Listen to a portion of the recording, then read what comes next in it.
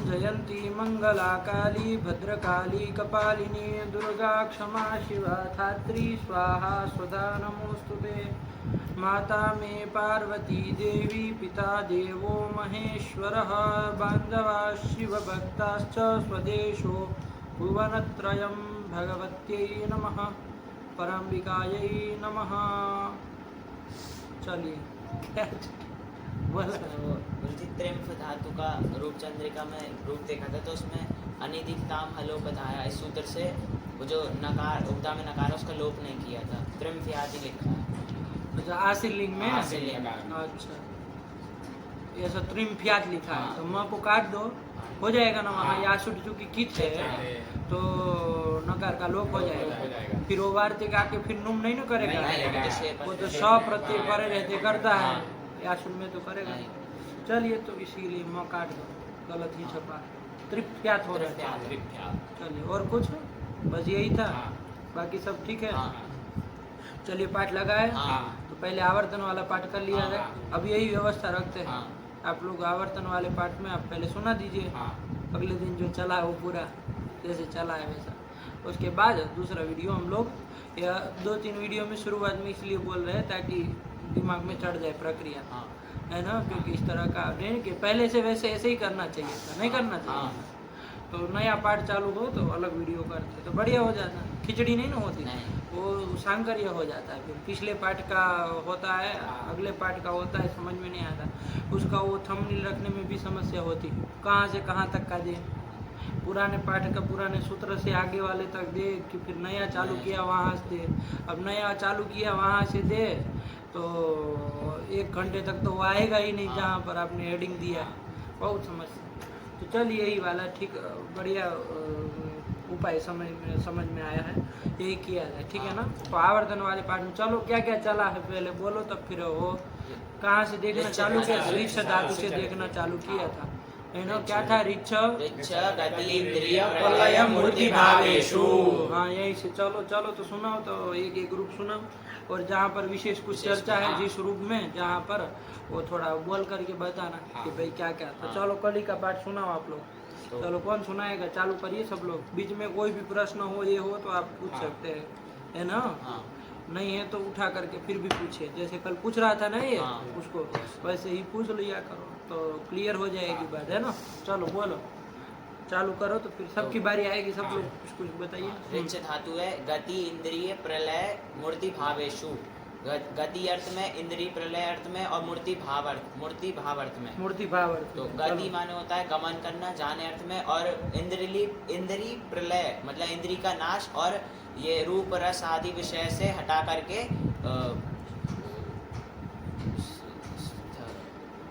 श्रवण आदि में लगाना, जो मत उसमें श्रवण आदि में लगाना, और मूर्ति भावेश मतलब स्तब्ध हो जाना। तो इन अर्थों में ऋक्ष धातु है। अब ऋक्ष में जो छकार उत्तरवर्ती आकार है वो ह्रस्व आकार उदात्त अनुनासिक है। इसकी उपदेश से जब नासिक से संज्ञा हो जाएगी तस्य लोप से लोप हो जाएगा, ऋक्ष धातु बनेगी। और ये परस्मयी पदी है और सेठ है। तो ऋक्ष धातु के लट लकार ऋक्षति ऋक्षता ऋक्षन्ति एक ग्रुप सुनाओ, कोई उसमें नहीं। लट लकार ऋक्षति लिट लकार आनर्च लुट लकार ऋक्षिता लिट लकार ऋक्षिष्यति, और लोट लकार ऋक्षतु ऋक्षतात लंग लकार आर्छत वृद्धि हो जाएगी ना। फिर विदिलिंग लकार ऋक्षेत आसिलिंग लकार ऋक्षयात लुंग लकार आर्छीत, और लिंग लकार आर्छिष्यत। ये बना लिया, ठीक है ना, कोई दिक्कत नहीं, सरल ही ये सब क्या कहना है। लेकिन अनर्थ जरा बनाओ तो फिर बात बने, उसमें बहुत सारी बातें खुलेगी। यहाँ पर बनाओ, तुम बनाओ, अनर्थ बनाओ, प्रश्न पूछना, कुछ भी गलत बने तो प्रश्न पूछा करो। ऋक्ष अ त ये स्थिति है।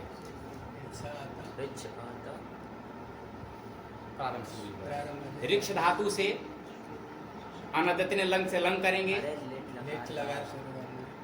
क्या रूप बनाने के लिए गए, अनर्थ कहाँ बनता है। तो अब क्षम्यता नहीं, अब चलो बोलो, तुम बोलो। अरे अनर्थ का है वहाँ, कहाँ लंग लिंग सब कर रहे हो। ऋक्ष से लीट करेंगे, ऋक्ष लीट अरे छोटा सा सूत्र है, बोल दिया करो। परोक्ष लीट से लीट करेंगे, लीट में इटा भी तो ल बचेगा, तो रिक्ष ल, लीटी धातु और अभ्यास से द्वित्व करेंगे। नहीं, तिप तजी सिप थस ध मिपवस ताम झ था साथ हम धोबी डुबही महिम, इस सूत्र से लीट के स्थान पे टिप कर लेंगे। वो टिप कर रहा है तो प्रश्न पूछो ना उसको कि वो आम क्यों नहीं किया, आम प्रत्यय क्यों नहीं किया इजादेश सूत्र से। हाँ, यहाँ पर रिच लेट ये स्थिति है। हाँ। अब एक सूत्र रहता है इजादेश गुरु मतो नृच, ये रिच धातु इजादी भी है, गुरुमान भी है और रिच गुरुमान भी है, तो इसको लेट पड़े रहते हैं। कहा तुम अपने पैर पे कुल्हाड़ी मार रहे हो। वो सूत्र शुरू का अब प्रश्न तो सुना, वो सूत्र क्या, अभी उसने प्रश्न ही नहीं रखा है। इजादी भी है रिच धातु और गुरुमान भी है, तो लेट पड़े रहते हैं। रिच धातु से आम प्रत्यय करो, क्यों नहीं करता? क्योंकि उसमें रिक्षत अन्य है, रिक्ष से अन्य होनी चाहिए, तो रिक्ष से अन्य नहीं है, रिक्ष ही है, इसलिए आम नहीं होगा। तो उसको फिर परस्मय पदानाम रल तुसु स्थल तुस ढलव महा, इस सूत्र के द्वारा रल आदेश कर लेंगे। रल में रला भी तो अ बचेगा, रिक्ष अ। इसके बाद लिटी धातु और अभ्यास से रिक्ष को द्वित्व कर लेंगे, तो रिक्ष रिक्ष अ। अब यहाँ पर रिच ये स्थिति है। अब यहाँ पर एक सूत्र प्राप्त है रिक्षत्रिताम, हाँ। और लेटी धातु और अभ्यास से, तो पहले रिक्षत्रिताम से गुण कर लो ना। हाँ, लेकिन सूत्र है द्विवचने ची, वो कहता है द्वित्व निमित्त अचि अच आदेश होना द्वितीय कर्तव्य। द्वित्व की द्वित्व निमित्तक अच परे रहते कोई अच को कोई आदेश नहीं होगा द्वित्व की कर्तव्यता होने पर। यहाँ द्वित्व की कर्तव्यता है, इसलिए द्विवचन ची रिक्षत्रिताम को रोक देगा। तो वो तो गुण कर रहा है ना, क्या उससे का मतलब है? गुण कर वो रहा जो है तो गुण हो रहा है वो री को ही हो रहा है, इसलिए वो अच आदेश है, इसलिए नहीं होगा। तो स्थिति बनेगी ठीक, ऐसे ही पूछा कर। रिक्ष रिक्ष अ, ये स्थिति है। तुम भी पूछो नेपाल बाबा, शादी में नहीं आए हो किसी के, भोजन पानी करना है खाली क्या? हाँ। पूर्वोभ्यास, इस सूत्र से पूर्व वाले रिक्ष की अभ्यास संज्ञा हो जाएगी। और एक सूत्र है उरत, उस सूत्र से री को अत आदेश होगा, अ आदेश होगा, उर रपर की सहायता से रपर होके जाएगा, तो उर आदेश होगा। स्थिति बनेगी अर्छ रिच्छ और आदेश कैसे करना है? अच्छा में दाम अर आदेश होगा अर, तो अर्छ उसी को कहो क्षम्यताम, हमको मत क्षम्यताम। क्षम्यताम कहो। अर्छ रिच्छ अ, ये स्थिति बनेगी। अब हलादि शेष, इससे आदि हल को छोड़ करके शेष हल का लोप हो जाएगा। स्थिति बनेगी प्रश्न पूछो आदि हल का। आदि हल कहाँ? यहाँ पर अर्च बना है, यहाँ पर आदि हल नहीं है, तो कैसे आप अन्य हलों का लोप कर दोगे? हाँ, लेकिन आदि हल भले नहीं है, फिर भी अन्य हलों का लोप हो जाएगा। ले। वो ऐसा कर देता है, वो तो कहता है आदि हल को शेष रहेगा और अन्य हल लोप्यन्ते। तो अन्य हल लुप्यंते कहता है ना, तो अन्य हल का लोप होगा। आदि हल अगर रहता तो शेष रहता, नहीं है तो नहीं शेष रहेगा। तो लोप किसका हिस्सा होगा? रेफ का। क्या क्या मतलब आप लोग सिखा लिए। आदि हल होगा तो वो रहेगा, नहीं होगा तो नहीं रहेगा। ऐसा कहा है आप लोग, काहे उसको आगे बढ़ने दे रहे हैं, समझ करके चल रहे हैं। आपको फिर समझ जाएगी, फिर तो यदि इसमें प्रश्न पूछेंगे समाधान, तो फिर हमारे पास भी रही है, तो क्यों पूछा जाए आगे। सीतने में बंद मुट्ठी रह रही वैसे चलाओ, लेकिन ऐसे नहीं पूछो जब तक आपको नहीं कुछ वो थोड़ा अटपटा सा लग रहा है कुछ, कि भाई जब आदि हल नहीं है तो फिर आगे आप सूत्र घटा कैसे रहे हो? आदि हल नहीं है तो आप सूत्र कैसे लगा रहे हो बताओ? वो सूत्र ये अनिवार्य नहीं करता आदि हल होना ही चाहिए। अगर आदि हल रहेगा तो वो प्रक्रिया करेंगे, मतलब उसको शेष रखेंगे, और अगर आदि हल है ही नहीं तो शेष का लोप करेंगे, शेष बाद सूत्र का घटेगा। सूत्र में ऐसा तो कहीं नहीं, आदि हल अगर रहेगा तभी सूत्र की प्रवृत्ति होगी। तो इसलिए अर्थ में रेप चकार और छकार का लोप हो जाएगा। स्थिति बनेगी अ रिक्ष अ। अभी सूत्र का था अत आदे है, अभ्यास से आदे रतो दीर्घ, अभ्यास के आदि में ह्रस्व कार उसको दीर्घ हो। अब इससे पहले आप बोला ना कि आप पहले अत आदेश से अभ्यास के आदि में जो रस्वकार उसको दीर्घ कर रहे हो, लेकिन यहाँ पर एक वो भी तो सूत्र प्राप्त है रिक्षत्रिताम, पहले प्राप्त तो है ना, वो क्यों नहीं किया? गुण करो, गुण हो जाएगा तो सूत्र संख्या देखनी पड़ेगी फिर इसमें, क्योंकि अतः आधे है, अतः आधे है पहले लगाना पड़ेगा,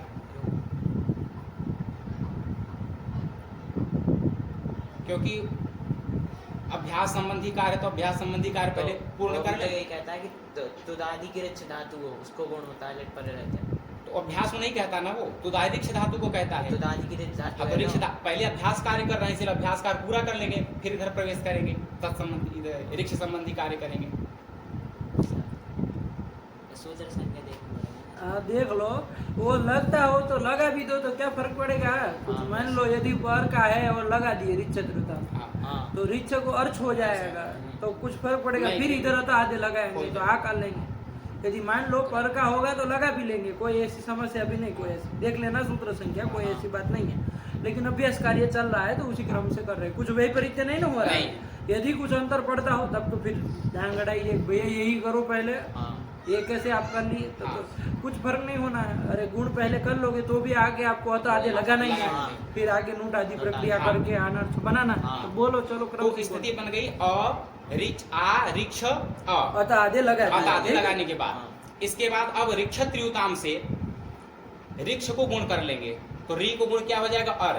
तो अब वो क्या कहते हैं, तौदादिक रिच तौदादिक रिक्षे री धातो रीताम च गुणो लिटी रीताम च हाँ रीताम रीताम। दीर्घ रीताम, रीताम च गुणो हाँ। लिटी, अर्थात कि तौदादिक रिक्ष धातु को गुण हो लिट परे रहते।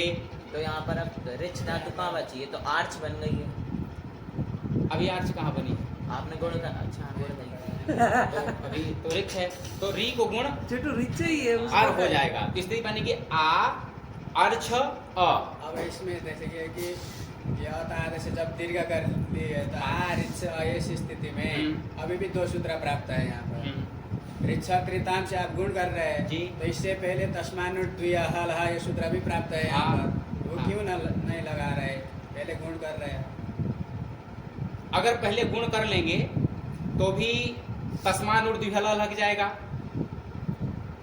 कैसे गुण करेंगे तो कैसे लाएगा, बताना पड़ेगा। अच्छा गुण करेंगे तो वो प्रक्रिया से बताएंगे, और गुण करने पहले तो क्या, लेकिन पहले मान लीजिए लगेगा वो आगे प्रक्रिया करके लगना ही है, वो द्विहल को अनेक हल का उपलक्षण मान करके। तो अंतर क्या होने वाला है, मान लीजिए पहले नोट कर ले तो फिर वो सब व्याख्यान की जरूरत नहीं पड़ेगी, हाँ क्योंकि जब रिच है उस स्थिति में तो दो ही हल है हाँ दो ही हल है तब है ना। हाँ। तो इसमें तो अच्छी बात है, यदि मिल जाता है वो तो हमको वो सब आगे की व्याख्या नहीं हाँ, करनी नहीं पड़ेगी, तो करनी पहले ही कर लिया जाए। देखो अब उसको तो देखना पड़ेगा। आ रिचा अ में पहले ही नोट कर लो, सही प्रश्न किया है। अब गुण भी प्राप्त है तो कौन सा पहले किया जाएगा, उसकी सूत्र संख्या देखो नहीं। हाँ अरे इसी स्थिति में नोट कर ले। अरे वो क्या कहता है, वो दीर्घीभूत से पर में द्विहल धातु को नोट होता है, इतना ही कहता है। रिच त्रिताम की है 7 4 11 7 4 11 और वो तस्मानुट द्विय हल 7 4 71। 7 4 11 7 4 71। हाँ तो परत्वा नोट करो, तस्मानुट द्विय हल से नोट करो परत्वा। परत्वा नोट कर सकते हैं, लेकिन करो। अगर नोट कर देंगे, नोट करने के बाद भी रिक्षक त्रियुताम लग जाएगा। रिक्षक त्रियुताम लगाते मतलब गुण कर देंगे फिर भी लग जाएगा, तो नित्य हो गई। और नित्य विधि होने से पहले हम रिक्षक त्रियुताम से गुण ही करेंगे। तो पहले गुण भी कर लोगे आप, तब भी तो वो ऐसे तो दोनों परिस्थिति में वो भी लग जाएगा नोट आगम वाला। तो वो भी नित्य है। वो भी नित्य, दोनों नित्य कार्य हैं।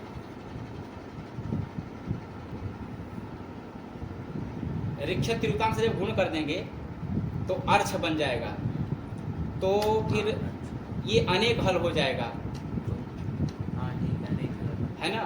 तब समस्या आएगी कि वो तस्मानुट द्विहल तो कहता है द्विहल वाली धातु चाहिए, यहाँ तो अनेक हल हो गई। हाँ तो पहले वही तो हम लोग कह रहे हैं, पहले नोट आगम कर लो ना, गुण क्यों कर रहे हो आप पहले। फिर द्विहल नहीं मिलेगा आपको अगर गुण कर लोगे पहले तो। द्विहल नहीं मिलेगा तो उसके लिए समाधान ग्रंथकार ने दिया है कि वो द्विहल जो उसमें ग्रहण किया गया है वो अनेक हल का उपलक्षण लेकिन वो है। समाधान की क्या जरूरत है, पहले ही नोट हाँ, कर पहले ही लो। नोट कर लोगे तो इतना सब कुछ जो उन्होंने बताया उसकी कोई जरूरत ही नहीं है। और नित्य तो- दोनों ही विधि नित्य है। दोनों नित्य हैं, तब नित्य की ओर नहीं जाएंगे। तब यहाँ पूर्व परिभाव में पहले इसको 11 नंबर वाला लगा लेंगे, मतलब रिक्षक त्रियुताम। तो पर के परत्व पहले नहीं, वो क्या था, तस्मानुट द्विहल 71 है, 7 4 71 है वो। अब ये 7 4 क्या है? बलवान नित्य विधि बलवान होती है। मत विधि बलवान। बलवान होती है तो नित्य विधि तो दोनों ही। तो नित्य विधि नहीं जाएंगे ना, तो नित्य उससे काम नहीं ना चलेगा। जब दोनों नित्य है तो उससे व्यवस्था नहीं बनेगी। अब कैसे देखा जाए। पर नित्य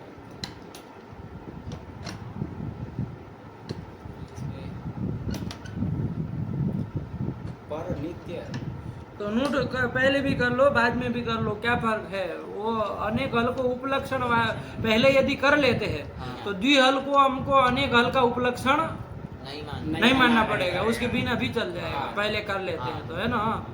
और यदि बाद में करते हैं तो ये सब व्याख्या सापेक्ष हो जाएगा फिर ग्रंथ। तो नहीं। फिर तब तो एक ही रास्ता अपनाना चाहिए था ग्रंथकार को भी, आनर्स वैसे भी बन जाएगा। लेकिन देखो बाबू, जो आप अत आदि से दीर्घ कर रहे हैं, अत आदि क्या वो नूट प्राप्त है और गुण प्राप्त है। गुण जिसको गुण सूत्र कर रहा है रिच्छत्रियुताम, उसको कितना अंश चाहिए? केवल लीट परे रहते तो अधिक रिच्छ धातु को गुण करता है। कितना अंश चाहिए उसको? स्थिति है आ रिच्छ अ, स्थिति में कितना अंश चाहिए उसको? इतना ही चाहिए, ठीक। और वो जो नूट करने वाला है उसको कितना अंश चाहिए? ध्यान से देख करके उसको कितना अंश चाहिए?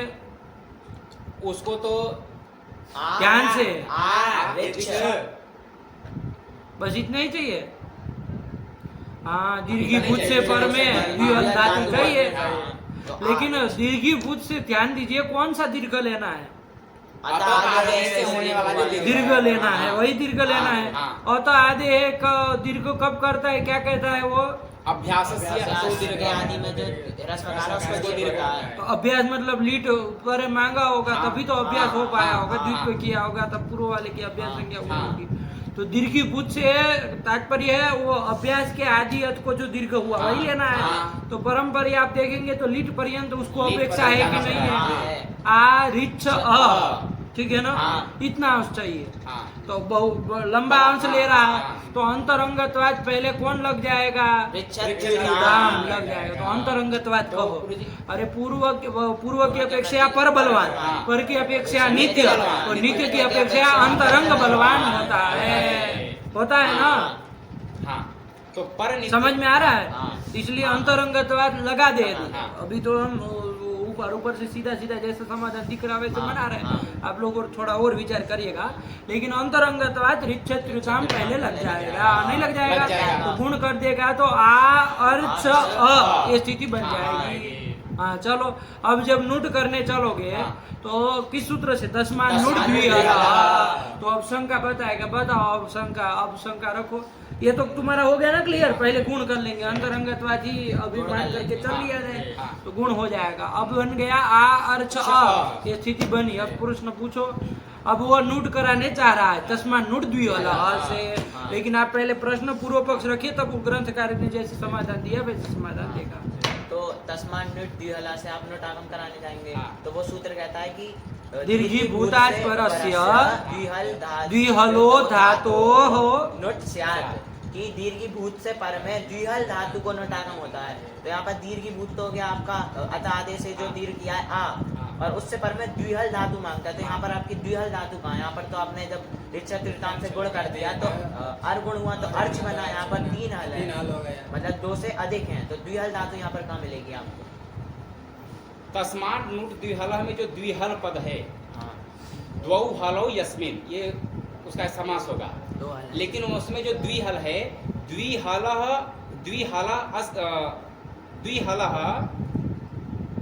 द्विहलस्य अनेक हल उपलक्षण। द्विहलस्य कैसे शब्द बनेगा? स्य कहाँ से आएगा? द्विहल शब्द होता है, उसका षष्ठी करोगे द्विहल बनेगा। द्विहल अनेक हल उपलक्षणत्वात् अत्र नुट स्यात्, यहाँ पे नुट होगा, क्योंकि उसमें जो द्विहला में जो द्विहल पद दिया है वो केवल द्विहल का नहीं बल्कि वो अनेक हल का उपलक्षण है। उपलक्षण मतलब स्वेतर बोधकत्व सति स्वेतर बोधकत्वम। तो द्विहल अपना ये कहाँ स्वेतर बोधकत्व सति स्वबोधकत्वम? ये वाला घटाओ जरा, कैसे कर रहे हो? ये कैसे बना रहे हो? ये स्वबोध उपलक्षण मतलब स्वबोधकत्व सति स्वेतर बोधकत्वम, ऐसा उपलक्षण यहाँ पर है। तो घटाओ उसको कैसे कह रहे हो? द्विहल जो है, जहाँ द्विहल रहेगा वहाँ अपना बोध कराएगा, जैसे वहाँ अर्च धातु में अनर्च बनाए थे। और जहाँ अनेक हल रहेगा, जैसे यहाँ पे अनेक हल गुण करने के बाद अर्च बन गया है, तो उसका भी उपलक्षण कराएगा। तो स्व का भी बोध करा रहा है, अपने से इतर मतलब 2 से अधिक हल वाले का भी बोध करा रहा है। तो इसलिए अरे ऐसे क्या स्व से इतर नहीं ना हुआ बाबू? देखो आप लोग इसको सही से पकड़िए। वो क्या कह रहा है? स्वबोधकत्वे सति स्वेतर बोधकत्वम, ये कह रहा है। और उसको घटा रहा है कि ये जो द्विहल शब्द है वो स्व का भी बोधक है ना? मतलब द्विहल का भी बोधक है, और स्व से इतर मतलब भिन्न जो अनेक हल है उसका भी बोधक है। ऐसा घटा दिया और आप लोग आप ही कह दिए उसको। आप लोग अरे अनेक हल का बोधक हो गया, फिर स्वबोधकत्व का क्या अंतर रह गया? वो तो उसी से आ गया। अरे स्वबोधकत्व की कहाँ आवश्यकता रही? अरे अनेक हल कहने से द्विहल भी आ गया, तीन हल भी आ गया, चार हल भी आ गए, एक से अधिक हल सब के सब आ गए, नहीं आ गए? तो फिर ये स्वबोधकत्व सती वाला कहाँ अंश घट रहा है? अरे स्वबोधकत्व मानने की जरूरत नहीं ना है। हम तो ऐसे कल घटाए भी नहीं थे, आपको बताए भी नहीं थे इस तरह से। अरे स्वेतर होना चाहिए ना, स्व से इतर का बोधक हो। स्व है द्विहल, उससे इतर है क्या? अनेक हल। नहीं, अरे द्विहल भी तो उसमें पड़ गया, अनेक कहने से द्विहल भी तो आ गया। तो स्वेतर बोधकत्व ये कहाँ से आप घटा ले रहे? यहाँ पे नहीं घटित होगा, तो सामान्यतः लक्षण कर देंगे कि द्विहल जो है वो अनेक हल का उपलक्षण है। उपलक्षण मतलब उपलक्षण बोधक। हाँ, तो यही कल हम आपको कह के चले थे कि बोधक ही अर्थ करना। तो अनेक हल के बोधक होने से यहाँ पे नुट हो जाएगा। अथवा तो स्वाबोधकत्व सती स्वेतर बोधकत्व, ऐसे भी कर सकते हो। ऐसा वाला उपलक्षण स्वाबोधकत्व मतलब स्व का बोधक न होते हुए स्व से इतर का ही बोधक है। अर्थ में बनाने में आपत्ति नहीं है। तो वो अनेक हल से उसका काम नहीं चल जाएगा। अनेक हल जो है ना, तो सबका काम हो जाए। इसलिए ये सब वो उसमें पढ़ो ही मत, उसको उपलक्षण मतलब बोधक है। द्विहल से तात्पर्य है अनेक हल को, आया कि नहीं? जैसे शते पंचाशत, कल आपको बताया था ना, आपके पास 100 रुपया है, हम आपको पूछेंगे आपके पास 50 है कि नहीं है, तो आप क्या कहेंगे? मना नहीं ना करेंगे। 100 रुपया है तो 50 है ही। उसी प्रकार द्विहल है, तो मान लीजिए ज्यादा भी है, 3 हल 4 हल कहीं पर, जैसे यहाँ 3 हल है तो द्विहल तो है ही ना। तो उसी तात्पर्य, द्विहल का तात्पर्य 2 ही हल होना चाहिए, ये तात्पर्य नहीं है। 2 हल होना चाहिए, अधिक भी चलेगा। तो क्या निकला निष्कर्ष? अनेक हल का बोधक, यही आया ना। एक से अधिक होना चाहिए, बस इतना ही चाह रहा। तो सूत्र में जो द्विहल ग्रहण किया गया है वो अनेक हल का बोधक है। तो यहाँ 3 हल है, तो उससे कोई आपत्ति नहीं है, नूट आगम हो जाएगा। नूट आगम में उठा भी तो टित्वा, तो जिसको हो रहा है उसका आद्यवय होगा। तो ऋक्ष धातु को हो रहा है तो उसका आद्यवय हो जाए, स्थिति बनेगी आ न अर्छ अ, उसको मिला देंगे तो आनर्छ अ, आनर्छ इति रूपम सिद्धम। हाँ बोलो, पूरा लगा बोलो। हाँ बोलो बाबू। आनर्छ हेलो। आनर्छु आनर्छ हाँ विनीत, हाँ बोलो, तेरो दो जाओ ना। रिचिता रिचितारो रिचितारा रिचितासी रिचितास्ता रिचितास्ता रिचितास्ता रिचितास्ता रिचितास्मा रिचिशले रिचिशवा रिचिशले रिचिशले रिचिशला रिचिशला रिचिशामि रिचिशावा रिचिशामा रिचतु रिचता रिचता रिचंदु रिच रिचता रिचता रिचता रिचामि रिचावा रिचामा आर्चा आर्चना आर्चना आर्चना आर्चना आर्चना आर्चावा आर्चामा रिचेत रिचयाम रिचेयो रिचेय रिचेदम रिचेदा रिचयम रिचेदा रिचेमा रिचात रिचास्ता रिचासु रिचा रिचास्ता रिचास्ता रिचासम रिचासमा रिचासमा आर्चिता रिचामा आप लोग तो रूप में चल गए। अरे बाबा उसका आगे बोलो, आगे भी तो बहुत कुछ है, अभी कितने धातु चले सब में अभी बाकी है। आप लोग रिक्शा के पीछे पड़े, आगे चलो। कौन आगे धातु आई बोलो नेपाली बाबा। हाँ, तो उसका सब बता करके फिर एक एक रूप बोल के आगे खत्म करो।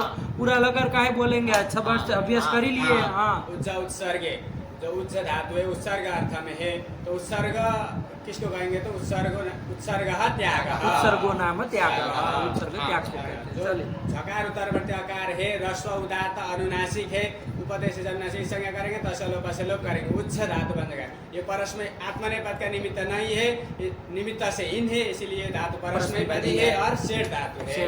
चलो बहुत सुंदर। फिर अब बोल दो, एक एक रूप ही बोल दो, उसमें कुछ है ही नहीं। हाँ, कहीं आप लोगों को प्रश्न हो तो पूछना, बाकी चलो। उच्छान चकार, उच्छान बभुव, उच्छानास, उच्छिता, उच्छिष्यति, उच्छतु, उच्छतात, औच्छत, उच्छेद, उच्छ्यात, औच्छित, औच्छिष्यत। ये आम किससे कर लिए लीट में? इजादेश्च गुरुमतो निरशः। सब मिल ही रहा, कोई दिक्कत नहीं ना। चलो फिर आगे चलो। इसके बाद धातु आई लुभ विमोहने। लुभ धातु है विमोहन अर्थ में, लोभ लालच अर्थ में है।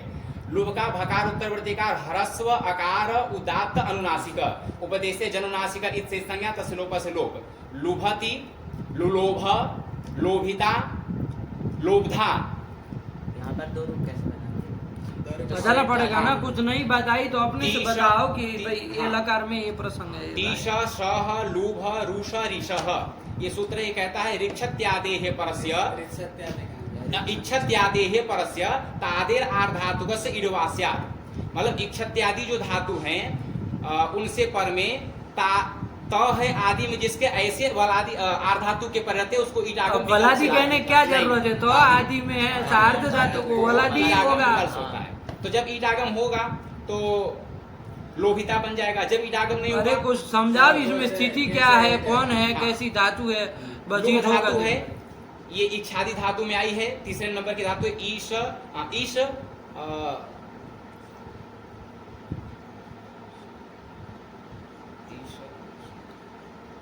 अरे सह, हाँ सह लुभ, ये लुभ है तीसरे नंबर की धातु है, इच्छादि धातु हो गई। अब ये सब ये पहला दूसरा नहीं बताना है, बात काम की चीज बोलो, फालतू चीज मत बोलो।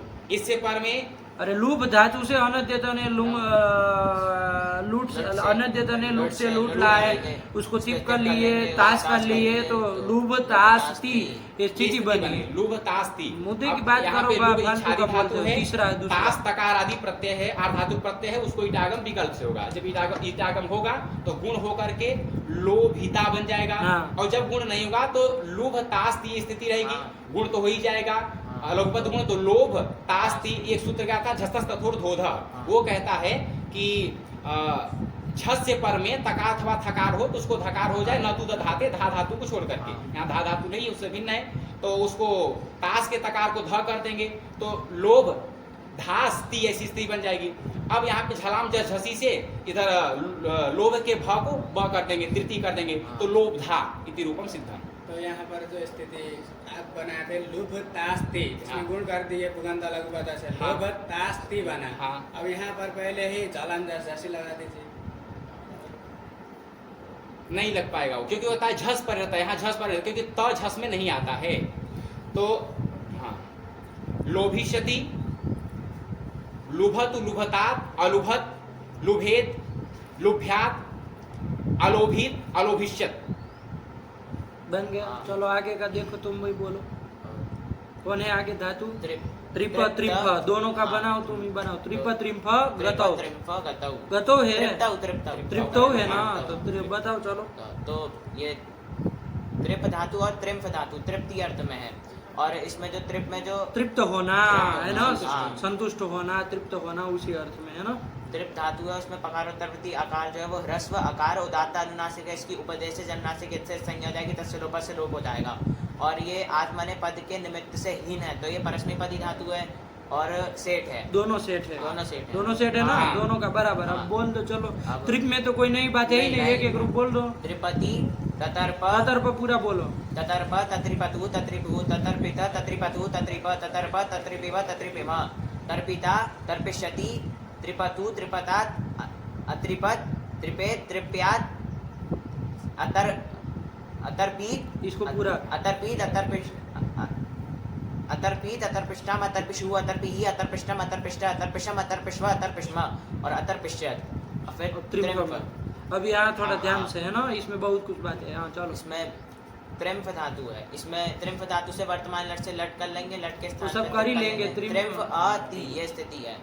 अब यहाँ पर ये जो अ ये गित प्रत्यय पर में, तो एक सूत्र आएगा अनिदिताम हलोपदाया कि गीति गीति गीति हाँ, अनिदित धातु और फलंत हलंता नाम उपदाया उपदाया नस्य लोपा लोपा गिति गीति गीति।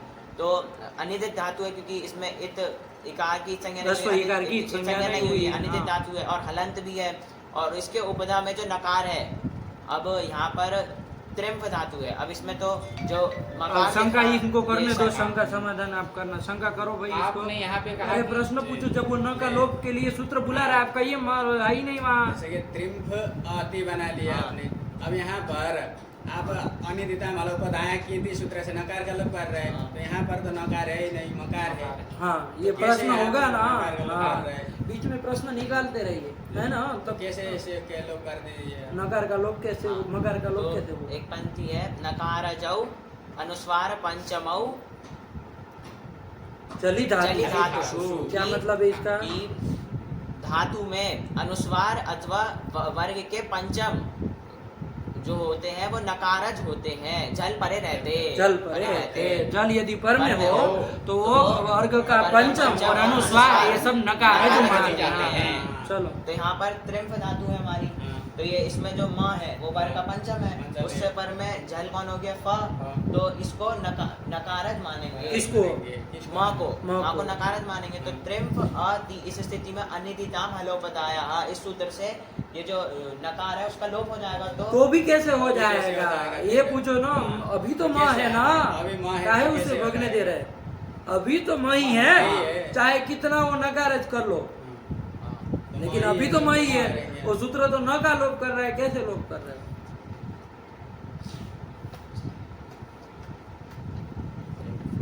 अरे वो अंगाधिकारी ये सूत्र है, ये सब अनुस्वार परसवर्ण करने वाले बताए तो थे कल। हाँ बोलो तुम ही दो समाधान, क्या दोगे कि तुमको भी नहीं पता है? वो जो गुरु जी नकार को अनुस्वार और मकार हुआ है वो सब अंगाधिकारी का है, नकार को अनुस्वार मकार हुआ, ये क्या? वो पहले नकार था, फिर उसको अनुस्वार हुआ और फिर उसको सूत्र के साथ बोलो। नस्या पदांत से झली से उसको अनुस्वार हुआ और फिर अनुस्वारस यही पर सवर्ण से पर सवर्ण हुआ। और वो जिन सूत्र से सब अंगाधिकारी पूर्व के सूत्र हैं वो सब असिद्ध हो जाएंगे। इसके अंगाधिकारी असिद्ध हो जाएंगे। नस्या पदांत से झली और अनुस्वार से ही पर सवर्ण ये सब पूर्व के सूत्र हैं। पूर्व के सूत्र है, कहाँ के पूर्व के सूत्र है? अनिदितानाम हल उपधायांगिति, ये जो सूत्र है इसके प्रति वो सब असिद्ध हो जाएंगे। क्यों असिद्ध हो जाएंगे? क्यों असिद्ध हो जाएंगे? जो पूर्व के सूत्र हैं सब पूर्व के है, मतलब पूर्व के कोई असिद्ध होता, कोई सूत्र नहीं आया पूर्व को कोई असिद्ध करने वाला। कहाँ के सूत्र है?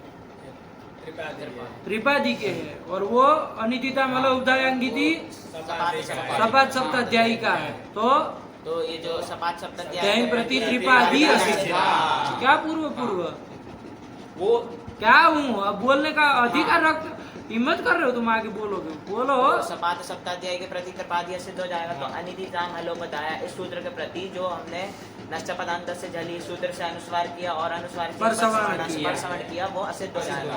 तो अनिदिताम हलो बताया इस सूत्र को वहाँ पर नकारी दे देगा, तो उस अनिदिताम हलो बताया लोप कर देगा।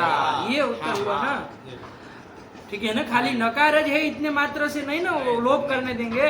अरे आप बताइए, वो नका ही लोप करता है, मका नहीं ना करता है, ये आपको करना दिखाना पड़ेगा। चलिए, तो नका लोप कर दिया तो स्थिति बनी।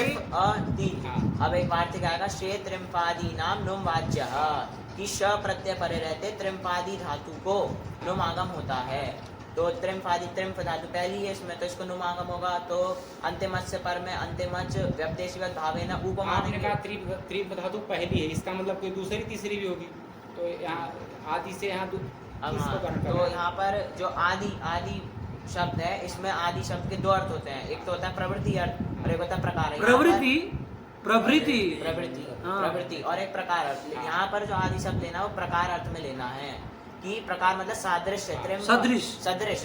त्रिम्फ के सदृश धातु को नुमागम होता है, श प्रत्यय परे रहते, ऐसा अर्थ लेना। अब सदृश से क्या लेंगे? तो त्रिम्फ की सदृश लेनी है। अब सादृश्य किसी धर्म से लेंगे ना, त्रिम्फ की सदृश, तो सादृश्य धर्म है, कोई धर्म बताएंगे कि इस धर्म से सादृश्य लेना है। अब यदि वो धर्म धातुत्व पकड़ेंगे, समझिएगा, तो सब तो फिर धातु ही है, तब तो सब सदृश हो गए। आया कि नहीं आया? अब सादृश्य केन रूपेण लेना चाह रहे हैं, ये प्रश्न होगा ना। तो केन रूपेण, तो क्या कहा? नकारानुशक्तत्वेन रूपेण।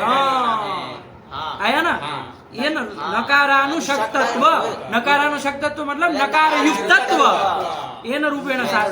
तो त्रिम्फ में जैसे नकार युक्तत्व है, वैसे ही नकार युक्तत्व जोन दोन धातु में होगा, तोन धातु का ग्रहण करना है। आया कि नहीं आया?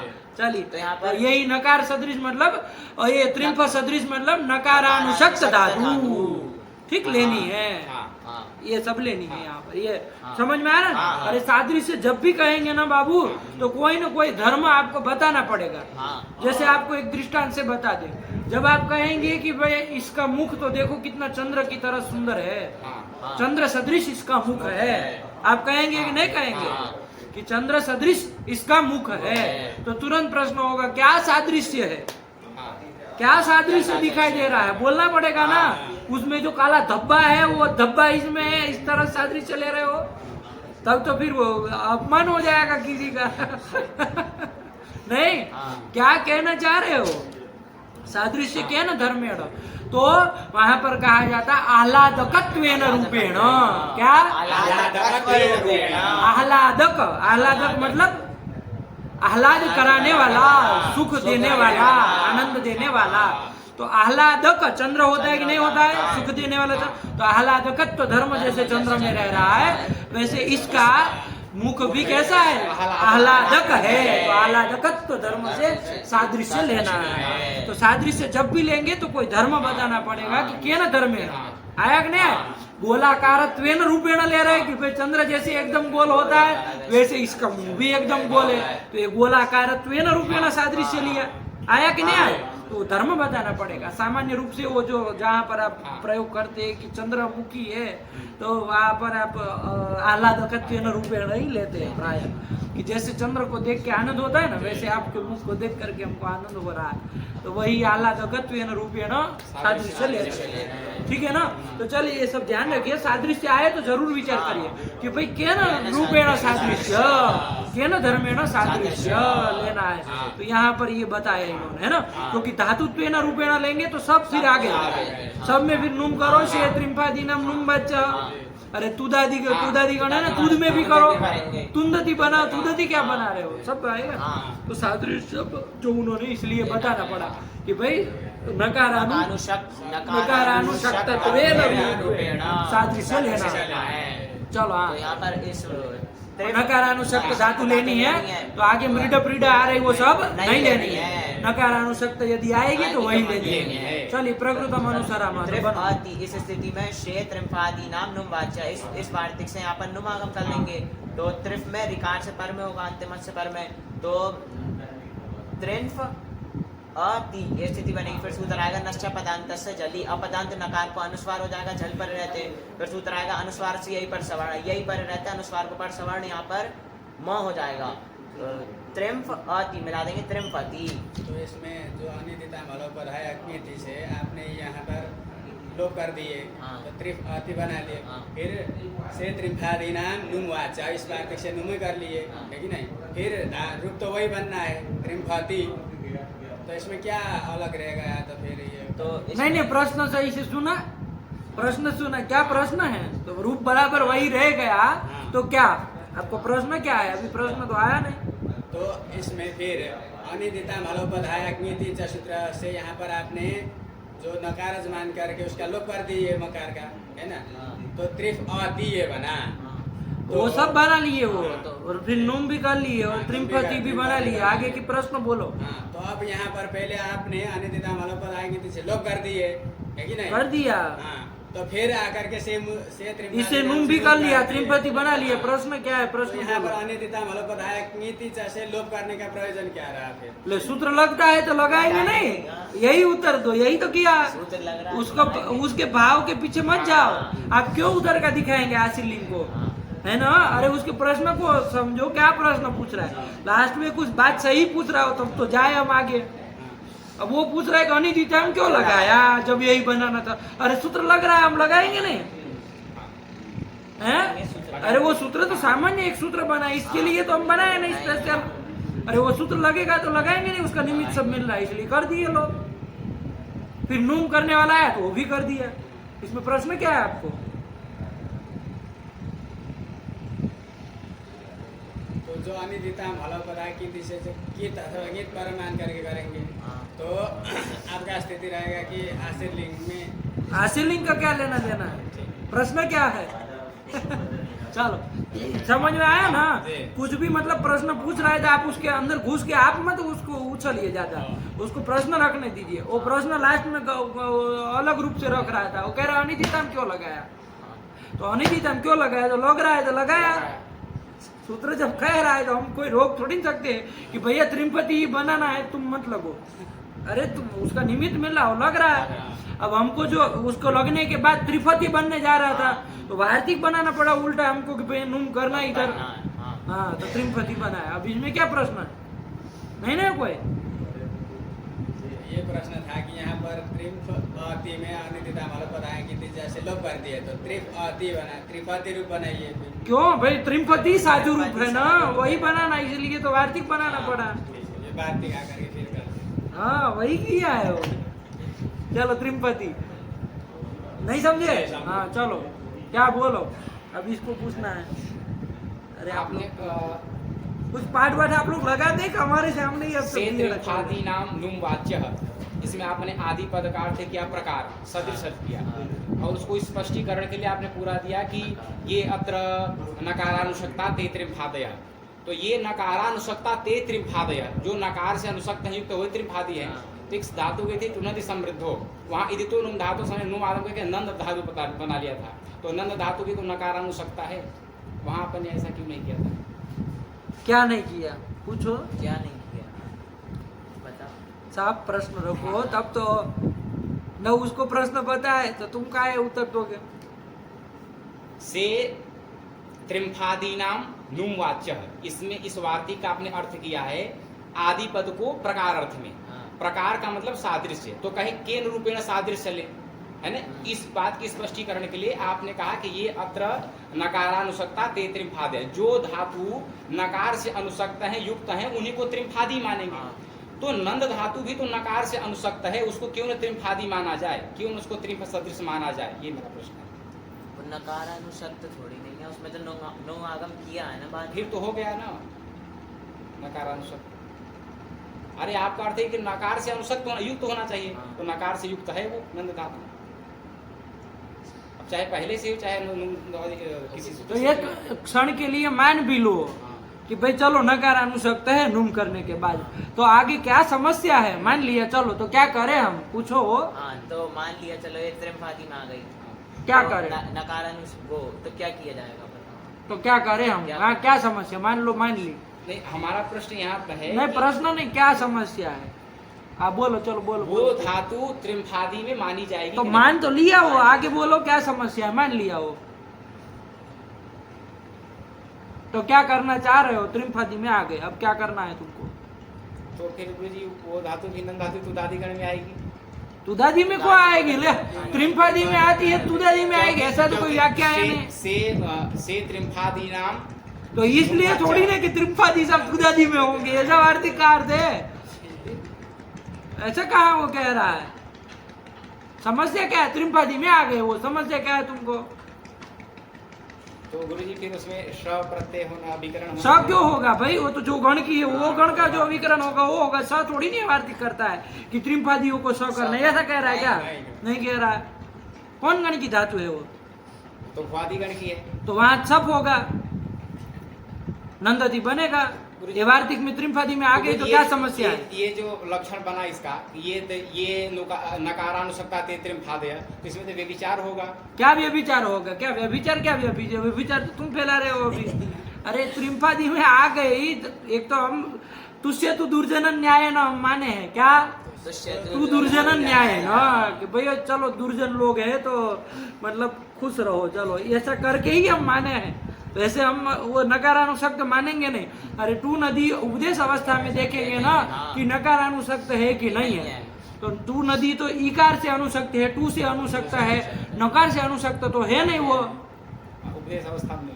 हाँ तो नहीं है, लेकिन फिर भी तुमको तुझसे तू दुर्जन न्याय नहीं, भैया दुर्जन आदमी हो खुश रहो, चलो दुर्जन हो खुश रहो, कोई बात नहीं, चलो आया ना तुझसे ये न्याय चलता है, तुझसे तू दुर्जन न्याय ना, चलो आपकी खुशी के लिए, दुर्जनों की खुशी के लिए मान लिया कि त्रिम्फादी में आई है, तो भी क्या समस्या है? तुमको समस्या देनी चाहिए कि यदि वो नकारानुसक्त है और त्रिम्फादी में आई तो इस वार्तिक से नुम करो। ये आपत्ति तुमको देनी चाहिए, जिसको तुम दे ही नहीं रहे हो। ये गण में आ जाएगी, वो गण में, गण थोड़ी बदल जाएगा। आपत्ति क्या देनी चाहिए तुमको कि शे त्रिम्फादी नाम नुम वाच्य, इस वार्तिक से नुम करो, नंद धातु को फिर से नुम करो, ये आपत्ति देनी चाहिए। लेकिन उस आपत्ति का समाधान ये लड़का कर देगा। क्या करके कर दोगे? भाजी गण की है, दे दो उत्तर। तो वो ये जो शे त्रिम्फादि नाम नुम वाचा, ये वार्तिक कहता है कि श प्रत्यय पर में होना चाहिए। तो यहाँ वहाँ तो श प्रत्यय है नहीं, पर में सब श है, प्रत्यय है। इसीलिए नुम भी नहीं होगा, तो कोई आपत्ति नहीं है त्रिम्फादी में आने पर भी। हाँ, ठीक हाँ। ठीक है। गुरुजी मैं जो ध्यान में रख के बोल रहा था, हाँ। इसमें उन्होंने कहा कि तेन ये अत्र। अरे वो सब काहे हम माने, वो सब हम काहे वो सब देखे, आ जाए तो क्या समस्या है, कोई समस्या नहीं है। तुमने गलत धातु उठा ली पंडित जी, हाँ गलत धातु उठा लिए हम, बात समझे कि नहीं? अरे तुम कोई नकारानुशक्त वादी की देखते, हाँ नकार वास्तुतः त्रिम्फ की तरह नकार से अनुशक्त कोई वादी की असलियत में धातु देखते, तब फिर वहां पर आती ये सब बातें, हाँ तब वहां सब विचार करते है ना। तुमने गलत धातु पकड़ ली, तुम चले ही गलत जगह गए। अरे वो नूम करके तो नकारानुशक्त होना ही है, वो थोड़ी नकारानुशक्त लेनी, स्वाभाविक रूप से जो नकारानुशक्त हो वो लेनी है ना। चलो, और वो भी बाबू तुदादी गण की ही, क्योंकि और कहने की जरूरत नहीं, वो चूंकि वार्तिक श प्रत्यय पर रहते ही करने वाला है, वो स्वाभाविक रूप से वो त्रिम्फादी की होगी तभी ये वार्तिक लग पाएगा, तो उसको कहने की जरूरत नहीं है। नकारानुशक्त करके सब ले आओ, लेकिन ये सूत्र तो स प्रत्यय परे रहते ही लगेगा। बात समझ में आई? तो उसके लिए व्याख्या करने की जरूरत नहीं है कि ये उसी गण में लो मानना, ऐसा कुछ नहीं कहना। समझे कि नहीं? चलिए एक ध्यान रखिए, कोई फालतू का प्रश्न है, चलो आगे बढ़ो। त्रिम्फति बना, और कुछ पूछना हो तो बोलो बस। त्रिम्फति ततर्प, ततर्प कहाँ बनेगा? त्रिम्फ धातु है भाई,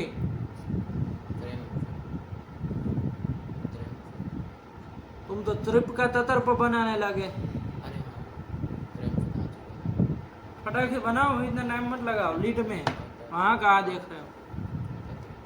ले इतनी देर में बना लेता कोई आदमी।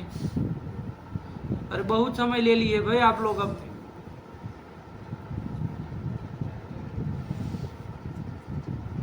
अरे क्या प्रक्रिया कर रहे हो? ऐसी कोई प्रक्रिया करने वाली बात ही नहीं, सबसे सरल है लीड तो इसका।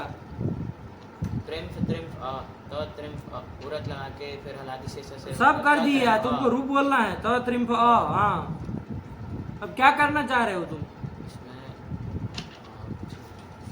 रूप बोलो भाई, तत्रिम्फ पूरा लगा बोलो। तत्रिम्फ तत्रिम्फतु तत्रिम्फ, नहीं ना, कुछ होना जाना है। तत्रिम्फतु तत्रिम्फ तत्रिम्फ तत्रिम्फेव तत्रिम्फेमा। अरे उपधा में नहीं है वो रस्व आकार, हाँ नहीं न अजंत अंग है, न वृद्धि होनी है, गुण भी नहीं होना। लघु पद अंग कहाँ है? अरे म फ आ रहा है, तब वो आ रहा है, तो त्रिम्फ सब पूरा में यही मिलाना है, नहीं बना? चलो आगे बोलो एक एक रूप, अब बहुत समय लिए। त्रम्फिता,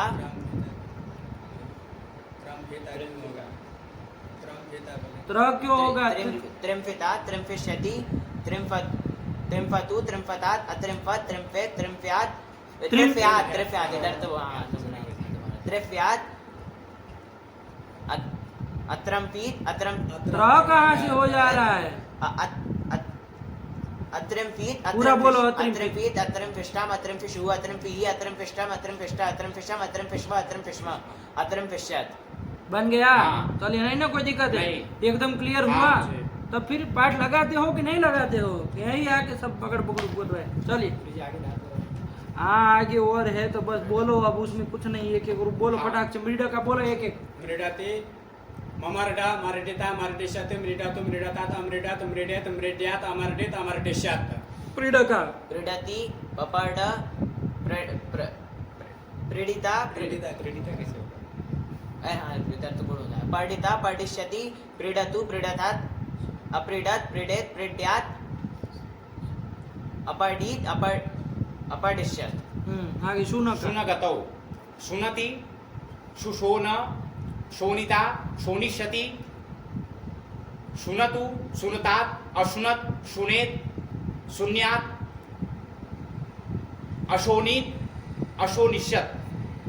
इषु इच्छाया इच्छाति, इसको इच्छति को सिद्ध करो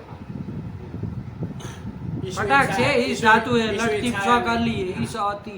इस आदि, तो इस अवस्था में सूत्र आया था इषु गमी अनाम छ। इस धातु को, इस गम और यम धातु इस को गम और यम धातु को छ आदेश होता है, स परे रहते स परे रहते, कहता है फिर गम में कैसे लग गया? सिद्ध प्रत्यय परे रहते। तो यहाँ पर सिद्ध प्रत्यय पर में है, तो इस धातु को छ आदेश करेंगे तो अलंत्य से सकार को करेंगे तो इच्छ अ ति, ये स्थिति बनेगा। तो अब यहाँ पर एक सूत्र गया, स्थिति बनेगी। स्थिति बनेगी। तो एक सूत्र गया था छे च, रस्व को तु का आगम होता है छ परे रहते, तो यहाँ पर रस्व है इकार, तो उसको तु का आगम होगा तो कित्वात इकार से अंतावय हो जाएगा, तो इकार से पर में हो जाएगा। तो स्तोहोस्तु नास्तु से तकार को स्तुत्व करेंगे तो च हो जाएगा, तो इच्छा ये रूप बनेगा, और प्रत्यय मिलाएंगे तो इच्छाति ये रूप बनेगा। इच्छति, हाँ चलो इच्छति। इच्छति के पूरा पूरा लकार बोलो। इच्छाति, इच्छा, इच्छन्ति, इच्छसि, इच्छता, इच्छता, इच्छामि, इच्छावै, इच्छामः। ईट का पूरा बोलो। हाँ उसको क्या बना यही नहीं पता। ये इस धातु है ना, ये श ये श, पूछो कैसे बना। ये इसकी सिद्धि करेंगे। इस अ। इस अ ई इस अ। अब यहाँ पर सूत्र आएगा अभ्यासस्य सवर्णे। अभ्यासस्या सवर्णे। अभ्यासस्या सवर्णे कि अभ्यास के ई वर्ण को यंग होता है।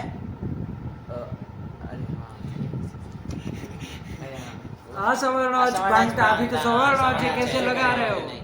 इस स्थिति में पुगंत लघु पद से पहले गुण कर लेंगे, ई एस अ बनाएंगे तब। फिर अभ्यास से सवर्ण से यंग कर लेंगे अभ्यास में ई वर्ण को, तो एश अ मिला देंगे। ये श ईशतु। उसमें ईशतु कैसे बना, उसमें वहाँ यंग क्यों नहीं किए। उसमें यंग इसलिए नहीं क्योंकि ई इस अतुस स्थिति में असवर्ण अच कहता है वो पर में, यहाँ पर तो सवर्ण अच पर में है। यहाँ भी गुण कर लो। कर लीजिए गुण यहाँ की। तो गुण इसलिए नहीं होगा क्योंकि असंयोगाल लेट के से अतुस को कितने भाव हो जाएगा, तो नीतिचा निषेध कर देगा। तो इसलिए गुण होना नहीं है। चलिए तो सवर्ण दीर्घ करके ईशतु यही बन। ईशिता ईशतु ईशा। ये सीता, ये अरे ये हुआ है ना गुण। ये शिथा ईशतु ईशा ये शा ई शिवा ईशिमा।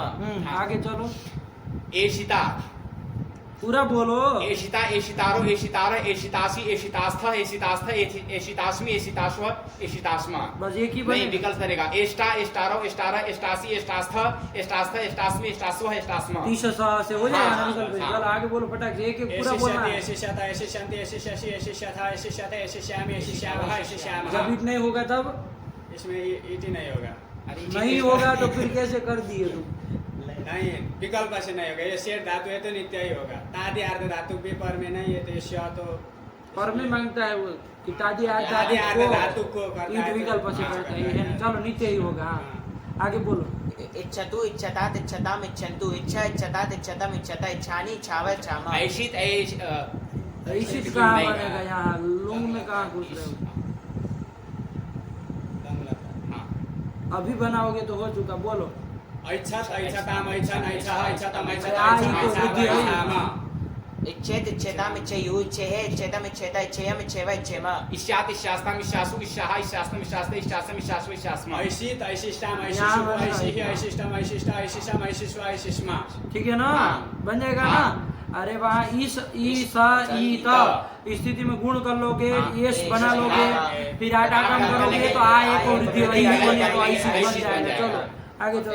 ऐशिष्यत ऐशिष्यताम ऐशिष्यन ऐशिष्य ऐशिष्यतम ऐशिष्यता ऐशिष्यम ऐशिष्याव ऐशिष्यामा। वर्षक इस धातु का प्रयोग लोग करते हैं कि नहीं हाँ। करते हैं। चलिए वो ऐच्छत वाला प्रयोग कहीं आता है उसमें। ऐच्छत कहाँ, तदैच्छत। हाँ क्या क्या वो है वाक्य। मतलब ब्रह्म जो इस दृष्टि और वो सब व्याख्या मत करो, वाक्य बोलो वहाँ का। तदैक्षत बहुश्याम प्रजाय है वैसे करके। हाँ तदैच्छत, वहाँ ऐच्छत आता है। ऐच्छत, ऐच्छत है, हाँ। ऐ है, हाँ। ऐच्छत मतलब इच्छा की, है ना कि हाँ। भाई बहुत श्याम। प्रजाय है मैं ऐसे। क्या बोलते हो, गुड गुड गुड गुड, है ना। चलो ब्रह्म उसने इच्छा की कि मैं बहुत रूपों में व्यक्त होऊं, अभिव्यक्त होऊं, ऐसी इच्छा की। तो भूतकाल का लगा है ना ऐच्छत, तो वही प्रयोग आया वहाँ पुराण में। चलिए वर्षक इसका प्रयोग करते हैं। चलो आगे चलो, फिर कौन अब यहीं से आगे चलना था ना, तो यहाँ तक पुराना पाठ हुआ, इसको विराम दो, चलो फिर नया पाठ चले।